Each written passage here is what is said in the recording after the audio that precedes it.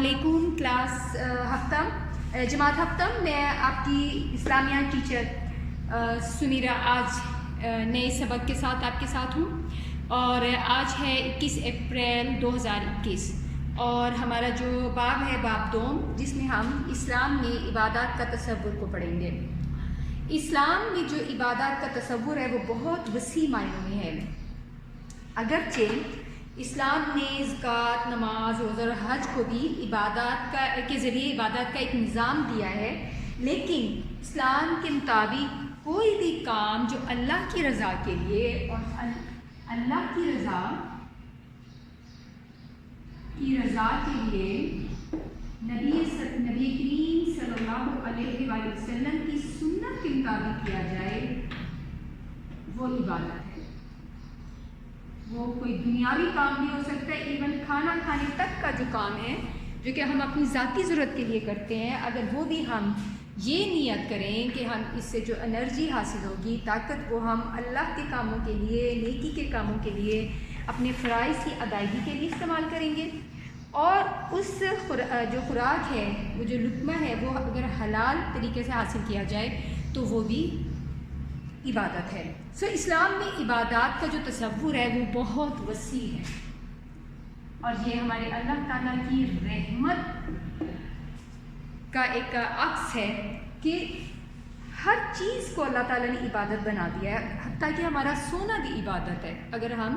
سنت کے بتائے ہوئے طریقوں کے مطابق سوئیں۔ اور آرام کا مقصد جو ہے وہ یہ ہو کہ دوبارہ سے ہم اپنی جو ذمہ داریاں ہیں وہ ادا کرنے کے لیے بھی چاہے یہ اللہ کے حوالے سے ذمہ داریاں ہوں یا اللہ کی مخلوق کے حوالے سے، تو وہ عبادت ہے۔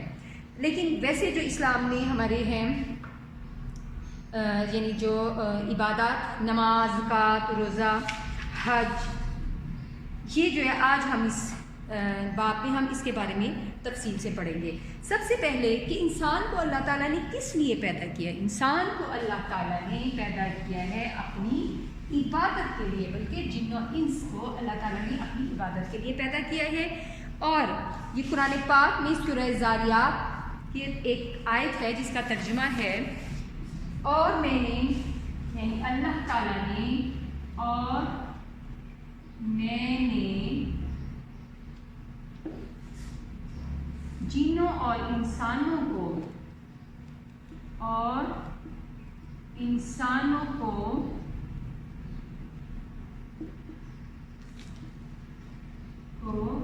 اپنی عبادت کے لیے پیدا کیا۔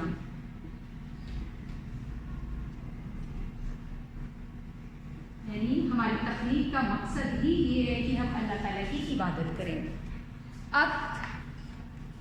جو عبادات ہے ہم انہیں حقوق اللہ بھی کہتے ہیں۔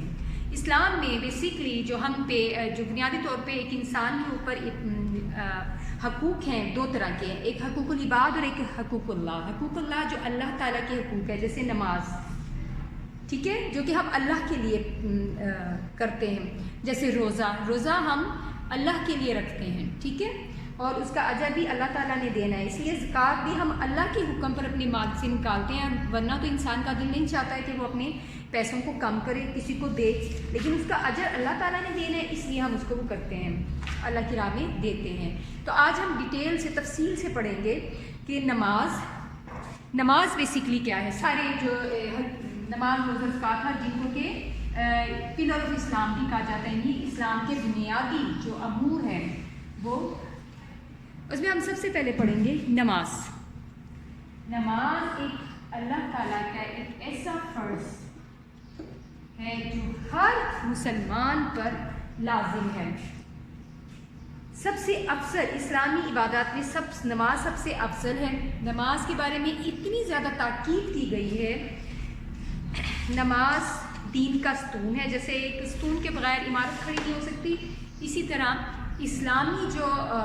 ایک مسلمان نہیں ہو سکتا جب تک کہ وہ نماز نہ پڑھے۔ نماز جنت کی کنجی ہے، اور اللہ تعالیٰ اور اس کے رسول صلی اللہ علیہ وسلم پر ایمان کے بعد جو سب سے زیادہ محبوب عمل ہے ہمارے اسلام میں وہ نماز ہے۔ اسی لیے قرآن پاک میں جو سب سے زیادہ جن امور کی تاکید آئی ہے اس میں نماز سب سے پہلے ہے۔ اور قیامت کے دن سب سے پہلے نماز کے بارے میں سوال کیا جائے گا۔ نماز میں انسان اللہ تعالیٰ کے سامنے، اپنے خالق کے سامنے عاجزی کے ساتھ زمین پر اپنی پیشانی رکھتا ہے اور اقرار کرتا ہے کہ میں کمزور ہوں اور اللہ تعالیٰ کبریائی کا مالک ہے۔ اس لیے نماز کو مومن کی معراج کہا گیا ہے، مومن کی معراج۔ پیارے نبی صلی اللہ علیہ وسلم نے اسے اپنی آنکھوں کی ٹھنڈک کہا ہے، نماز اپنی آنکھوں کی ٹھنڈک کہا ہے۔ اور جو صحیح نماز پڑھی جاتی ہے تو وہ برائی اور بے حیائی کے کاموں سے روکتی ہے۔ ہم سب جانتے ہیں کہ نماز جو ہے مسلمانوں پر دن میں 5 مرتبہ فرض ہے۔ اس میں سب سے صبح والی نماز فجر، پھر دوپہر کو ظہر، پھر عصر، پھر مغرب، پھر عشاء، سب 5 نمازیں جو ہیں وہ ہر مسلمان پر فرض ہے۔ مسلمان اور غیر مسلمان کے درمیان جو واضح فرق ہے وہ نماز کا ہے۔ حضور صلی اللہ علیہ وسلم کا ارشاد ہے کہ اللہ تعالیٰ نے فرمایا کہ میں نے تمہاری امت پر 5 نمازیں فرض کی ہیں اور اس کا میں نے اپنے لیے عہد کر لیا ہے کہ جو شخص ان 5 نمازوں کو ان کے وقت پر ادا کرنے کا اہتمام کرے اس کو اپنی ذمہ داری پر جنت میں داخل کروں گا، اور جو کوئی ان نمازوں کی پابندی نہ کرے تو مجھ پر اس کی کوئی ذمہ داری نہیں ہے۔ مطلب کہ اگر ہم نماز ادا کریں گے تو اللہ تعالیٰ کی ذمہ داری ہے کہ انہوں نے ہمیں جنت میں داخل کرنا ہے، اتنا زیادہ اجر ہے اس کا۔ اس طرح اس حدیث میں یہ واضح ہوتا ہے کہ اللہ تعالیٰ نے 5 نمازیں فرض کی ہیں۔ جو شخص ان میں کسی قسم کی لاپرواہی نہ کرے، اچھی طرح وضو کرے اور وقت پر ادا کرے اور توجہ سے پڑھے تو اللہ تعالیٰ کا عہد ہے کہ اس کو جنت میں ضرور داخل کروں گا، اور جو شخص ایسا نہ کرے تو اللہ تعالیٰ کا اس سے کوئی عہد نہیں، چاہے اس کی مغفرت فرمائے چاہے اس کو عذاب دیں۔ ہم دیکھتے ہیں کہ اگر کوئی زندگی میں کوئی عام سا کوئی حاکم، کوئی عہدے والا کسی چیز کی گارنٹی دے دے، ذمہ داری دے دے تو ہم مطمئن ہو جاتے ہیں، تو یہ تو خالق کائنات کی گارنٹی ہے، کی ضمانت ہے کہ میں اس کو داخل کروں گا۔ نماز سب سے پہلا پلر ہے، اس کے بعد ستون ہے، اس کے بعد ہے زکوٰۃ۔ زکوٰۃ بیسیکلی اپنے مال کو پاک کرنے کا نام ہے، جو کہ نصاب ہے زکوٰۃ کا، اور اس کے مطابق جیسے ایک مخصوص حد تک اگر ہمارے پاس پیسے ہوں اور اس کے پاس مال ہو اور سال سے زیادہ گزر جائے تو اس پہ ہم نے زکوٰۃ دینی ہے، اس کو نصاب کہتے ہیں۔ وہ جو مخصوص حد ہے وہ سونے چاندی اور مال اور مویشی وغیرہ سب کی مختلف ہے، ٹھیک ہے۔ تو زکوٰۃ ایک مالی عبادت ہے اور زکوٰۃ کی ادائیگی سے ہمارا مال پاک ہوتا ہے۔ زکوٰۃ بھی اسلام کے بنیادی ارکان میں سے ایک ہے۔ سورہ توبہ میں زکوٰۃ کے 8 مصارف بیان کیے گئے ہیں، یعنی زکوٰۃ کو ہم نے نصاب کے مطابق مصارف جو ہمارے اللہ تعالیٰ نے ہمارے پیارے نبی صلی اللہ علیہ وسلم پہ وحی کی قرآن پاک، اس میں ہمیں واضح طور پر بتایا گیا ہے، اور جو 8 مصارف بتائے گئے ہیں، صارف بتائے گئے ہیں، ہم نے اس کے مطابق زکوٰۃ خرچ کرنی ہے، ٹھیک ہے۔ اور ان مصارف میں فقراء، مساکین، عاملین، نو مسلم یعنی جنہوں نے نیا اسلام قبول کیا ہو، غلام، قرض دار، اللہ کے راستے میں جہاد یا علم حاصل کرنے میں جو مصروف لوگ ہیں اور مسافر شامل ہیں، ان کو زکوٰۃ دینے کا حکم ہے، ٹھیک ہے۔ اور زکوٰۃ ایک بہت اعلیٰ عبادت ہے۔ اللہ تعالیٰ کی ادا کردہ رزق میں سے اس کی رضا کی خاطر اس کے راستے میں خرچ کرنا اللہ تعالیٰ کو اتنا پسند ہے کہ اس سے مال میں یعنی برکت آتی ہے، مال بڑھتا ہے۔ اللہ تعالیٰ نے سود کو منع کیا ہے اور زکوٰۃ فرض کی ہے۔ سود کیا ہوتا ہے؟ سود یہ ہوتا ہے کہ ہم کسی کو دیتے ہیں قرض اور ہم اس سے کہتے ہیں کہ ہم نے آپ کو اتنے پیسے دیے ہیں، اس نے اپنی کسی ضرورت کے لیے، مجبوری کے لیے لیے ہیں، لیکن ہم کہہ رہے ہیں کہ آپ کو ہم نے اتنے پیسے دیے ہیں اور آپ نے مجھے واپس پہ اس سے اتنے زیادہ دینے ہیں، تو یہ سود ہے، ٹھیک ہے۔ اور اللہ تعالیٰ سود اللہ سے جنگ کرنے کے برابر ہے، اور جو زکوٰۃ ہے یہ اللہ تعالیٰ کو بہت پسند ہے، بہت محبوب ہے، اور یہ اتنی اچھی عبادت ہے کہ آج کی دنیا میں اگر ہمیں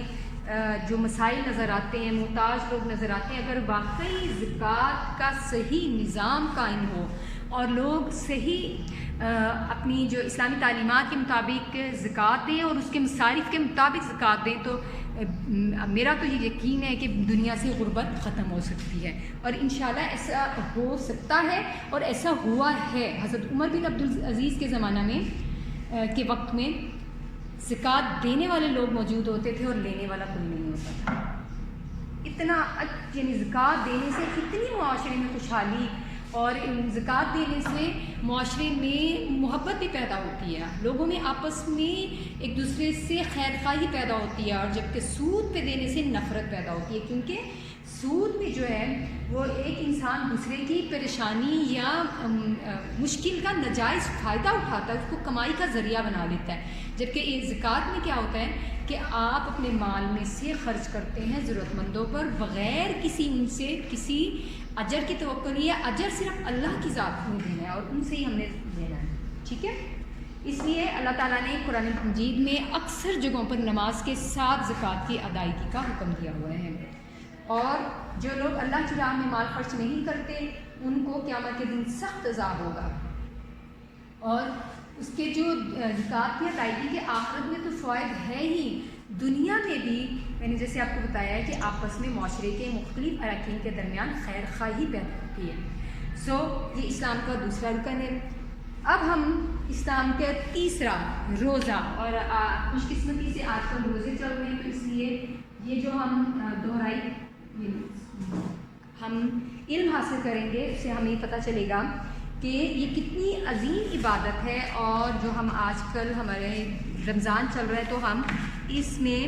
نیکیاں کر کے اپنے لیے کتنا زیادہ جو ہے وہ اجر اکٹھا کر سکتے ہیں۔ روزہ اسلامی عبادات میں سے ایک عبادت ہے، اور حضور صلی اللہ علیہ وسلم کا ارشاد ہے کہ اللہ تعالیٰ کو روزہ دار کے منہ کی بو مشک کی خوشبو سے زیادہ پسند ہے، یعنی کہ خالی پیٹ رہنے کی وجہ سے یہ ہماری اپنی مشاہدے کی بات ہے کہ آہستہ تھوڑے جب رمضان کچھ دن گزرتے ہیں تو ہمیں اپنے منہ سے تھوڑی ایک اسمیل محسوس ہونا شروع ہو جاتی ہے، تو وہ جو ہے اسمیل وہ اللہ تعالیٰ کو مشک کی خوشبو سے بھی زیادہ پسند ہے، اور اللہ تعالیٰ نے کہا ہے کہ جو روزہ یعنی روزہ جو ہے وہ اس کا اجر میرے پاس ہے اس کا، کیونکہ روزہ ایک ایسی عبادت ہے جو صرف اللہ اور انسان کا معاملہ ہے۔ اگر ہم روزہ سے ہمارے گھر والوں کو پتہ ہے کہ ہم نے روزہ رکھا لیکن ہم چپکے سے کچھ کھا لیں یا پی لیں تو کیا ہوگا؟ کوئی نہیں جاننے والا، لیکن ہم کیوں نہیں کھاتے پیتے؟ کیونکہ ہم جانتے ہیں کہ کوئی اور ہے جو ہر وقت موجود ہے، جو مجھے ہر وقت دیکھ رہا ہے، اللہ تعالیٰ یعنی اللہ تعالیٰ کی ذات، تو اس لیے ہم روزہ خالص اللہ کے لیے رکھتے ہیں اور اللہ ہی اس کا اجر دیں گے۔ اور رمضان کی جو اتنی فضیلت ہے، رمضان کی اتنی فضیلت ہے کہ حضرت عبیدہ رضی اللہ تعالیٰ عنہ کہتے ہیں کہ ایک مرتبہ حضور صلی اللہ علیہ وآلہ وسلم نے رمضان المبارک کے قریب ارشاد فرمایا کہ رمضان کا مہینہ آ گیا ہے جو بڑی برکت والا ہے، اللہ تعالیٰ اس میں تمہاری طرف متوجہ ہوتے ہیں اور اپنی رحمت خاصہ نازل فرماتے ہیں، خطاؤں کو معاف فرماتے ہیں، دعا کو قبول فرماتے ہیں، تمہیں دیکھتے ہیں اور ملائکہ سے فخر کرتے ہیں، بس اللہ کو اپنی نیکی دکھلاؤ، بد نصیب ہے وہ شخص جو اس مہینہ میں بھی اللہ کی رحمت سے محروم رہ جائے۔ رمضان کی اتنی فضیلت ہے کہ وہ مہینہ ہے جس میں قرآن پاک نازل کیا گیا، اور قرآن پاک ہم جانتے ہیں کہ وہ ہدایت ہے جس پہ چل کے انسانیت جو ہے اپنے ہر مسئلے کا حل تلاش کر سکتی ہے، اور اس سے دور ہو کے انسان اور انسانیت ہمیشہ پریشانیوں کا شکار رہے ہیں، اور آئندہ بھی ایسا ہی ہوگا۔ قیامت تک کے لیے جو ایک محفوظ کتاب ہے وہ اس رمضان میں نازل کی گئی۔ یہ اس کی قرآن پاک کے علاوہ کوئی ایسی کتاب نہیں ہے جو اتنی زیادہ پڑھی جاتی ہو اور جو قیامت تک کے لیے محفوظ ہو۔ یہ کتاب کس مہینے میں نازل کی گئی کہ انسانیت ہزاروں سالوں سے اندھیروں میں بھٹک رہی تھی، لوگوں کو معلوم نہیں تھا، زیادہ تر تو جہالت تھی، لیکن جو کچھ نیک روحیں تھیں ان کو معلوم نہیں تھا کہ کس طرح اپنے خالق تک پہنچنا ہے، کیسے اس کو خوش کرنا ہے، کون سی چیزیں ہیں کہ جو اس کو خوش کرتی ہیں، کون سی باتیں ہیں جو اس کو ناراض کرتی ہیں۔ یہ سب چیزیں جو ہے وہ ہمارے الحمدللہ کہ اللہ تعالیٰ نے ہمارے لیے کتاب نازل کی ہے، ہمارے لیے پیارے نبی صلی اللہ علیہ وسلم کو مبعوث کیا کہ قرآن اور سنت یہ دونوں ہمارے لیے ہدایت ہیں۔ اب اس میں جو قرآن پاک ہے وہ رمضان میں نازل ہوا ہے، اس لیے رمضان ایک روزہ رکھنا اور اوپر سے اس مہینے میں عبادات قرآن پاک کی تلاوت یہ بہت زیادہ اہم ہے، کیونکہ اس کا اجر اللہ تعالیٰ کے پاس ہے، کوئی انسان اس کے اجر کو اندازہ نہیں کر سکتا۔ اسی طرح رمضان کی فضیلت کے بارے میں پیارے نبی صلی اللہ علیہ وسلم نے کہا ہے کہ رمضان المبارک کی ہر شب و روز میں اللہ کے یہاں سے جہنم کے قیدی چھوڑے جاتے ہیں، اور ہر مسلمان کے لیے ہر شب و روز میں ایک دعا ضرور قبول ہوتی ہے۔ اور ہم کتنا زیادہ پریشان رہتے ہیں، کبھی کس وجہ سے کبھی کس وجہ سے دعائیں قبول نہیں ہو رہی، تو ہمیں پیارے نبی صلی اللہ علیہ وسلم نے بتایا کہ کون سے لمحے ہیں، کون سے دن ہیں جہاں پہ زیادہ دعائیں قبول ہوتی ہیں۔ تو آج کل رمضان چل رہا ہے، امید ہے کہ آپ یہ سبق سننے کے بعد اپنی رمضان کی جو اہمیت کو سمجھنے کے مطلب سمجھتے تو ہم ہیں، ہم جانتے ہیں، لیکن ہم یہ چیزیں دہرانی ہوتی ہیں تاکہ ہمارے ذہن سے جو تھوڑا ہٹ گئی ہیں پھر سامنے آ جائیں، ٹھیک ہے؟ اس لیے جو ہے وہ کرنی چاہیے، دعائیں بہت زیادہ کرنی چاہیے، ٹھیک ہے؟ اور جو روزے کی فضیلت ہے وہ روحانی طور پہ تو ہے ہی، جسمانی طور پہ بھی۔ اب ماڈرن سائنس جو ہے وہ ہمیں بتا رہی ہے کہ جب اس طرح ہم جو ہمارا اسلامک طریقہ کار ہے، جو ہمارا اسلامک پیٹرن ہے سحری اور افطاری کا، یہ انسان کی جسمانی طور پہ بھی بہت اچھا ہے۔ سارا سال ہم خوراک کے معاملے میں بد اعتدالیاں کرتے ہیں، اس میں یہ رمضان میں ہم جو ہمارے لیے بہت اچھا موقع ہوتا ہے کہ ہم اس پہ اپنے جسم کو آرام دیں۔ یہ الگ بات ہے کہ ہمارے ملک میں تو بلکہ رمضان کو زیادہ اس پہ یعنی کہ کھانے پینے کا زیادہ ایک موقع سمجھ لیا جاتا ہے، جبکہ اسلام میں یہ ایسا نہیں ہے۔ ایک مناسب جسم کی ضرورت کے مطابق کھانا چاہیے۔ باقی ہمیں احساس، ہمیں بیسیکلی روزے کا ایک مقصد یہ بھی ہے کہ ہمیں احساس ہو کہ جن کے پاس نہیں ہے تو ان کے کیا احساسات ہیں، پھر جب ہمیں احساس ہو تو ہم ان کے لیے کچھ کریں۔ یہ ہماری ہے روزے کی فضیلت۔ اور یہ اللہ تعالیٰ نے فرمایا ہے کہ روزہ میرے لیے ہے، میں ہی اس کا اجر دوں گا۔ جب رمضان المبارک کا مہینہ آتا ہے تو جنت کے دروازے کھول دیے جاتے ہیں اور جہنم کے دروازے بند کر دیے جاتے ہیں، شیطان چپڑ دیے جاتے ہیں۔ قیامت کے دن جنت کے 8 دروازوں میں سے ایک دروازہ صرف روزہ داروں کے لیے مخصوص ہوگا۔ یہ ہے ہمارا اسلامی عبادات میں تیسرے نمبر پہ۔ اس کے بعد ہے ہمارا حج۔ حج کی ایک بہت اہم مالی اور جسمانی عبادت ہے۔ یہ اسلام کا ایک اہم رکن ہے، اور صرف اسلام ایک ایسا مذہب ہے جس میں اس طرح کا ایک موقع اپنے مسلمانوں کو ملتا ہے کہ جس میں پوری دنیا سے مسلمان اکٹھے ہوتے ہیں، ورنہ کسی اور مذہب میں اس طرح کا اس لیول کا اس پیمانے کا جو ہے موقع نہیں ملتا۔ تھوڑے چھوٹے چھوٹے علاقوں سے لوگ اکٹھے ہوتے ہیں، لیکن اس طرح ایک عالمگیر جو اکٹھ ہے وہ صرف اسلام میں ہے۔ یہ اسلام کا اہم رکن ہے اور ہر صاحب استطاعت مسلمان پر زندگی میں ایک بار فرض ہے۔ حضور صلی اللہ علیہ وسلم کا ارشاد ہے کہ جس نے اس طرح حج کیا کہ گناہوں اور فضول باتوں سے بچا رہا تو وہ پچھلے گناہوں سے بالکل پاک کر دیا جاتا ہے۔ حج ایک ایسی جامع عبادت ہے جس میں تمام عبادات شامل ہیں۔ دیکھیں اس میں ہم جس طرح روزے میں ہم جسمانی طور پہ ایک مشقت کرتے ہیں، تو اسی طرح حج میں بھی جسمانی طور پہ مشقت جاتے ہیں، ٹھیک ہے؟ جیسے زکوٰۃ میں ہم مال خرچ کرتے ہیں تو حج میں بھی ہم مال خرچ کر کے سفر کر کے پہنچتے ہیں۔ اور پھر اس طرح ہم اس میں نماز وغیرہ، جس طرح نماز میں ہے کہ آپ نے خشوع و خضوع کی طرف سے اللہ کی طرف رخ کر رہے ہیں، تو اس میں بھی جو حج کے مناسک ہیں اس میں بھی ہم اللہ کی طرف رخ کرتے ہیں۔ حج ایک ایسی جامع عبادت ہے جس میں دیگر تمام عبادات کی روح شامل ہے۔ حج کا ہر مرحلہ روحانی اور اخلاقی تربیت کا ایک موقع ہوتا ہے۔ حج کے عظیم الشان اجتماع سے ملت اسلامیہ کی شان و شوکت اور اتحاد کا ایک مظاہرہ ہوتا ہے۔ حج کا اصل فائدہ جو ہے وہ روحانی تربیت ہے، یہ قرب الہی کا بہترین ذریعہ ہے۔ ان 4 عبادات کے علاوہ جیسے میں نے آپ کو شروع میں بتایا، اسلام میں اور بھی بہت سی چیزیں عبادات میں شامل ہیں، جیسے تبلیغ دین، جہاد فی سبیل اللہ بھی ایک بہت بڑی عبادت ہے۔ اس کے علاوہ روزمرہ زندگی میں اگر ہم سچائی سے، عدل سے، انصاف کے ساتھ